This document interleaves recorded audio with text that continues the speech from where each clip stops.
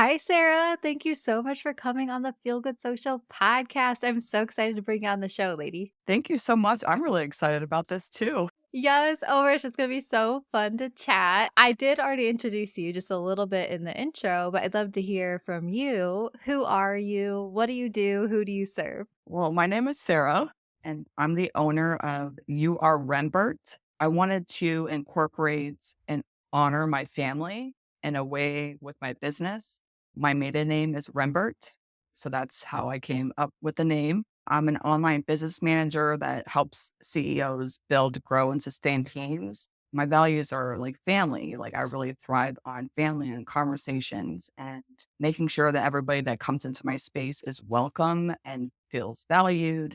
With everything that I do for the clients I work for, I want to be able to humanize the workplace. That is what I do. Yes, I love that. And oh man, team building in this Hmm. digital age is Yeah. something that we all need to talk about for sure. But before we dive into all your tips and tricks that you have to share and whatnot, I always kind of like to kick off the conversations by asking just what has your journey looked like? Like, how did you get started doing what you do and how has it evolved until now? It's been a wild ride. I never would have thought I would be here. About 2 weeks ago, it was the third year being in business. So, 3 year anniversary. I was actually a case manager and I worked for a nonprofit for a couple of years. And then COVID happened and I was let go, as many of other people were. I didn't know what I wanted to do. So, I job hopped, which was not ideal. Going from job to job. I have kids. I had to take them out of preschool. It was tough. And I talked to my husband. I'm like, I need to start working from home. We have small kids. I want to be able to be home with them and still work. So I started freelancing, had no idea what I was doing, like no idea.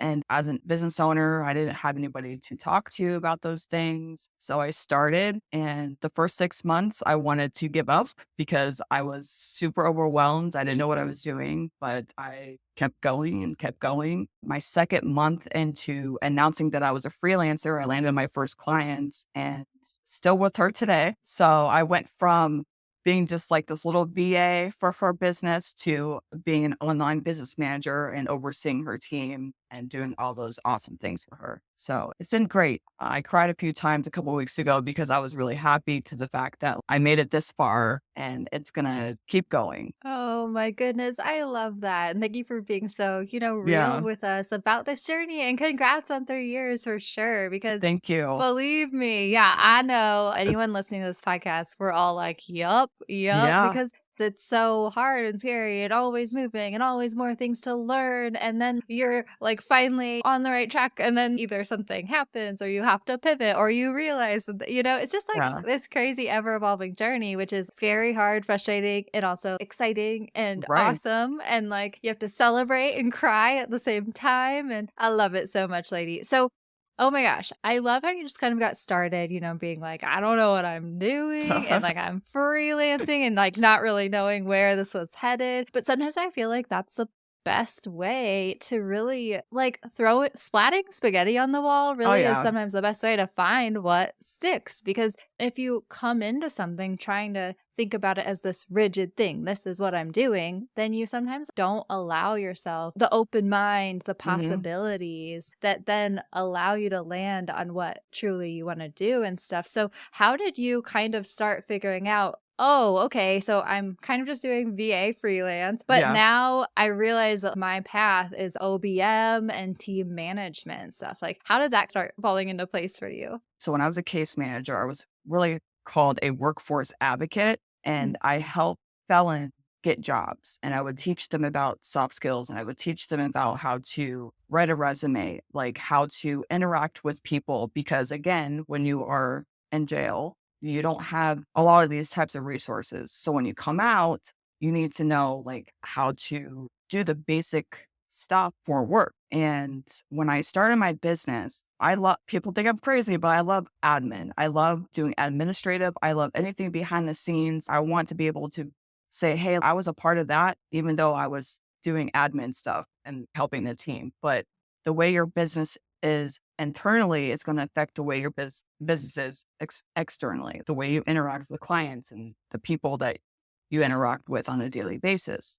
I knew that I wanted to make sure that teams were set up for success in a way because soft skills, your interpersonal attributes, the way that you are as a person is going to help your business thrive.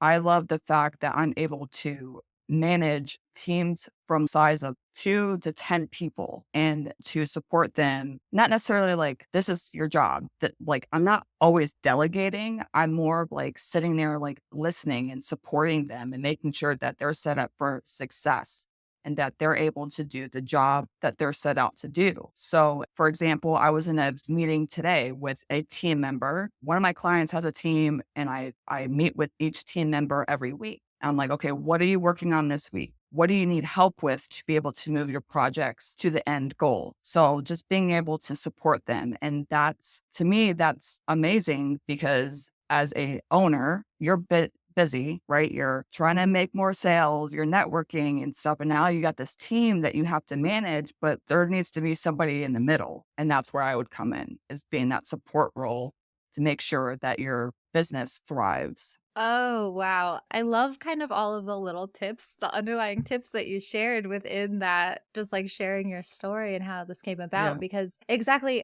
it's not our fault when we get thrown into situations that we have not been trained or don't have any experience exactly. with. Yeah. And you hear things, you hear all the advice online, and you have like these ideas associated with things such as like team management. Well, that's delegating, that's being a boss, that's telling people what's what and how to do things and all the different Yeah. stuff. But often it's like you just said, it's flipping the script. It's like, how can I support you? What do you need? How do you work? Like, how can we work together in the best way? And it's Mhm. not necessarily laying down the law, it's Yeah. more so listening and collaborating. I love that you just shared that when it comes to team members. I think that can be super helpful because I do think it's frustrating sometimes, especially in the online business space. Like, so many of us, all of a sudden, we're thrown into entrepreneurship and Yeah. we're like, wait, I just wanted to do this one thing that I'm Yeah. really good at that I found out I could make a business around. And all of a sudden, I have to be a marketer, be a team like leader, be all these Yeah. It's a different lot. things. Yeah, that we don't know. So, like, what are some other tips that you have for, I guess, like when it comes to building your team, starting to Mhm. grow your business and build a team? Like, do you have any tips for people who are kind of just starting in that area to set themselves up for success? Yeah, absolutely. So, obviously, when you start your business, you have a plan for your passion. You're like, okay, I'm going to bake cookies, right? This is what I'm passionate about. I'm going to bake cookies. I'm going to sell cookies. Great. Mhm. Now you're getting really busy and now you need to build a team. How do you build a team?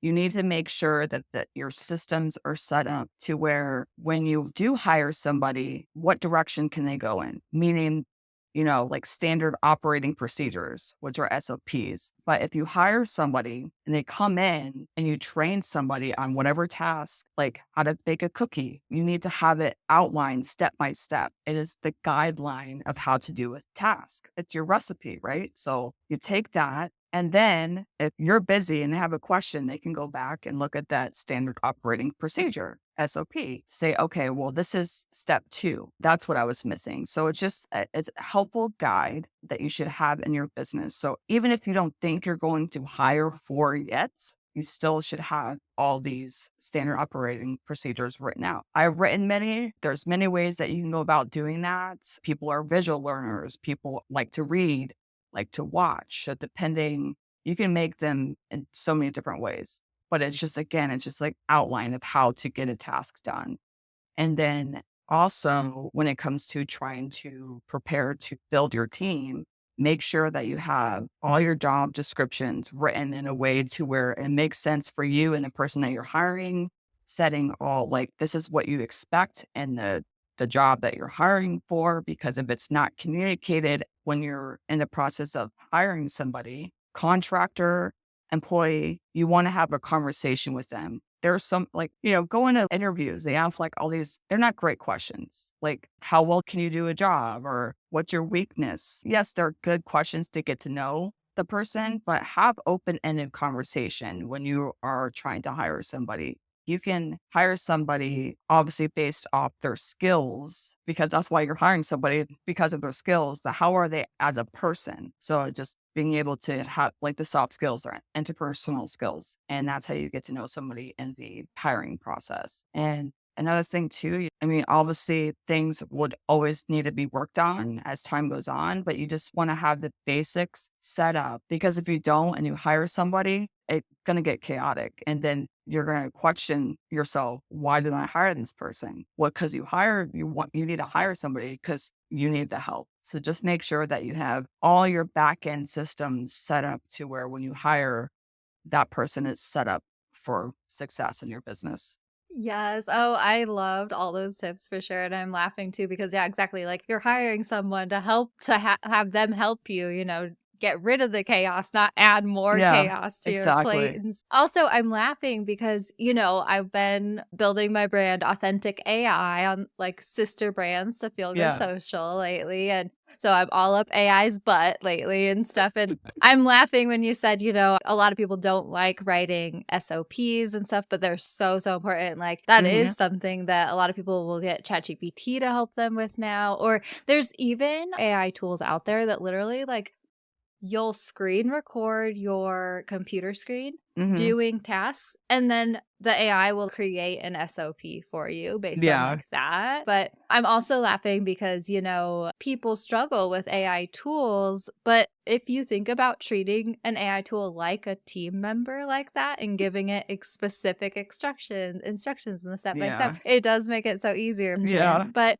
I would love to kind of ask you about when it comes to you have these awesome team members doing work for you and you're trying to communicate with them and you're trying to help them work for you in the best way and Mhm. like navigate the life things that happen and whatever pops up. What are some of those tips that you have for working with team members? Because I know that that can be a little bit hard for new business owners, especially when you're trying to do your own stuff and you're also trying to manage a team, which I know that that's where you come in and Yeah. help people with that. Communication. We say this a lot on our podcast, Entrepreneur Encounter.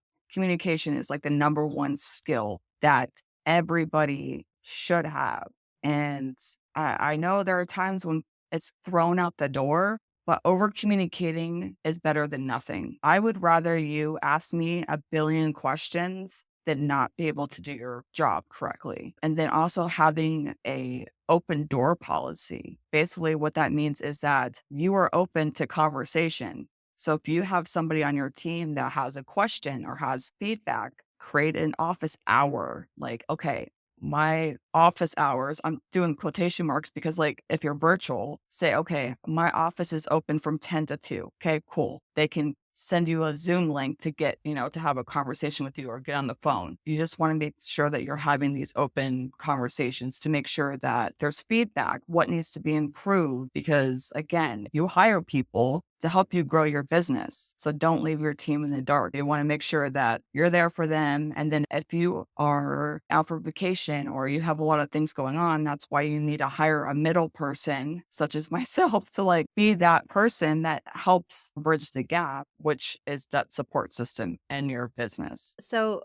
like, at what point do you think people need to ask themselves, like, do I need to hire help, the mediator, the OPM, like you? Like, what are some indicators that that would be really helpful for them? When your client roster is growing, when you are starting to get a lot of clients. And so instead of saying, I can't take you on because I have too many clients, I don't have the capacity. But if you are wanting to grow your business and you're wanting to scale your business, instead of saying no to new contracts, hire somebody for 3 to 5 hours a week, just the basic stuff, because that's going to help you. If you want, I have a client that just landed 2 new contracts. If I wasn't there, it would probably taken her a lot longer to get to that point. So I believe that if you have somebody, even if it's a virtual assistant, just helping you out, just doing basic stuff, you'll be able to grow your business in a way that you never thought you could. Yeah, totally. That makes sense. I think it's like a little bit scary sometimes for people to think about investing in help, but like then Yeah. at the same time, exactly, it's like you could be leaving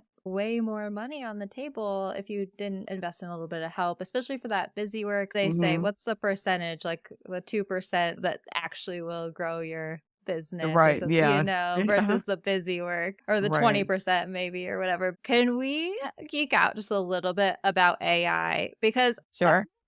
I'm intrigued by like team dynamics and how Mhm. like AI is looking for different businesses and especially like with team members and stuff because there's two different things I want to ask you about maybe is like firstly, I know that there's this fear slash confusion about like now that all these AI tools are coming out here, you can use tools to do a lot of different tasks in your Mhm. business that you might have hired out for before. And then we'll start there. And then I also want to ask you about team dynamics when it comes to sharing with your team how to use AI tools and stuff. But have you run into any issues with people who have team members and they're like, okay, I'm paying, this VA like $500 a month, but now like there's AI tools that can help me do a lot of things. Like, have you run into any kind of tension there with the teams that you work with and stuff? Not with the teams I work with, but I've seen a lot of conversation happening online as far as, well, I can't afford to hire a virtual assistant,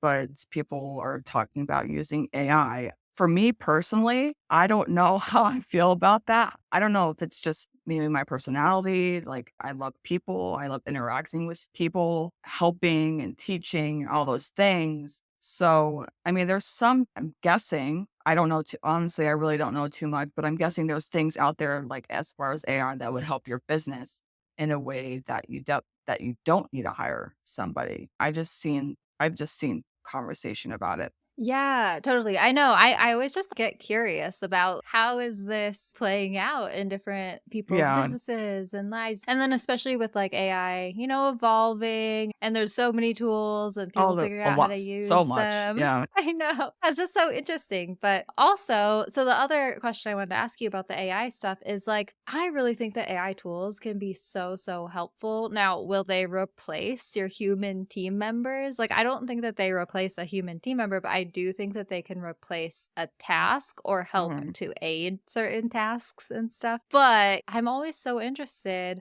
because I truly believe that we need to be training these tools on our brand. Like, we need to decide as business owners how we want to use these tools and Mhm. like the different ways that we'll be using them, creating SOPs for AI tools in a Right. way, or just like guidelines, especially for ourselves, but then also for our team members too, Like, Mhm. do you have any thoughts on how people are using AI within teams or communicating to their team members? I think it depends. I really think it depends on the industry and the task. So, for example, I do have a podcast client, and she does have different tools that she uses with AI, but obviously she has a show note writer, right? So she writes the show notes, but she has AI that helps her come up with certain things, but then she goes to edit it to make it sound like the client's voice. So yes, I could see that helping in a way to make things go faster, but you still gotta put your human touch to it. I guess again, it depends on the industry because I work with 4 different industries, but only one that I know of uses AI tools.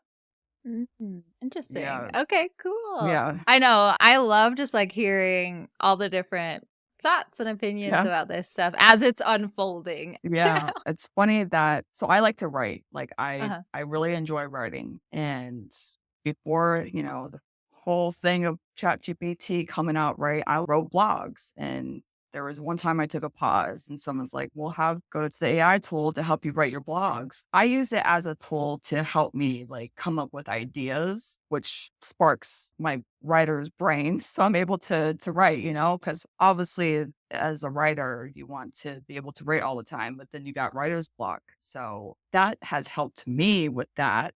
I would still like to write as a human.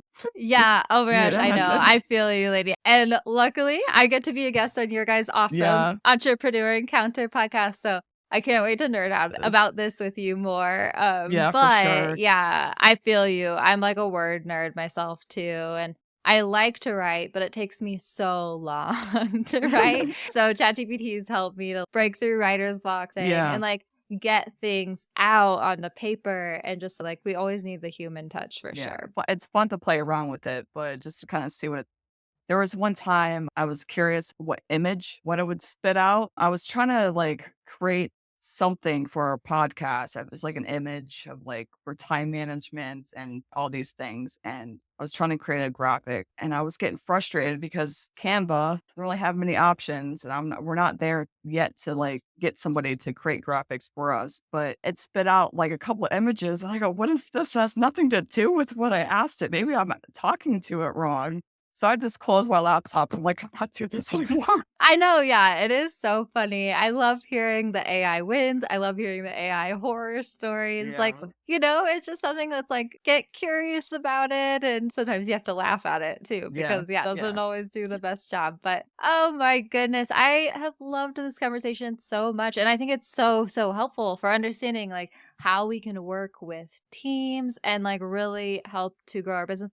Man, so many good tangible takeaways when it comes to like making sure that you're all on the Yeah. same page and all that stuff. So thank you so much. Yeah, of Can course. you please share with everyone how they can connect with you and find any free resources you have? Yes, of course. I'm on Instagram. So if you hang out on Instagram, you can come find me there. You are Rembert LLC. I'm more in the DMs, but you can check out all the information on my website, youarerembertllc.com. Perfect. We will Yeah. link it in the show notes. Thank you so much Thank you. again.